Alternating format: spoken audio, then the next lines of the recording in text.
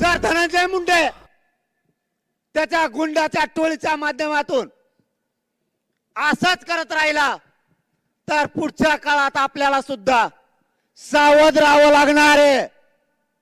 त्याचं पाप झाकायसाठी तो ओबीसीचं पांघरून घेतोय.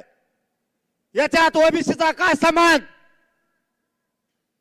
आरक्षणात सुद्धा ओबीसीचा काय समान? तो आमचा हक्क आहे आणि आम्ही तो मागतोय. संतोष भाईला न्याय मागायचा नाही का?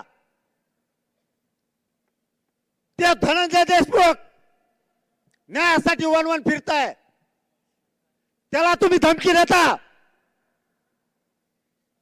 आणि आम्ही गुंडाला बोलायचं नाही.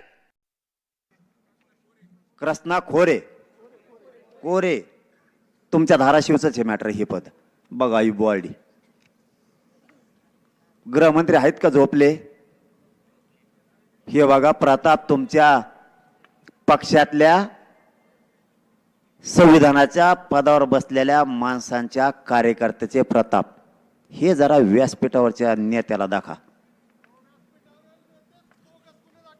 अरे मग मी आहे ना, मला सांगत राहा इथून पुढं. इथून पुढं राज्यातलं सगळं सांगत राहा गोरगरीबा मला. मी आहे यांच्या मुंडक्यावर पाय द्यायला.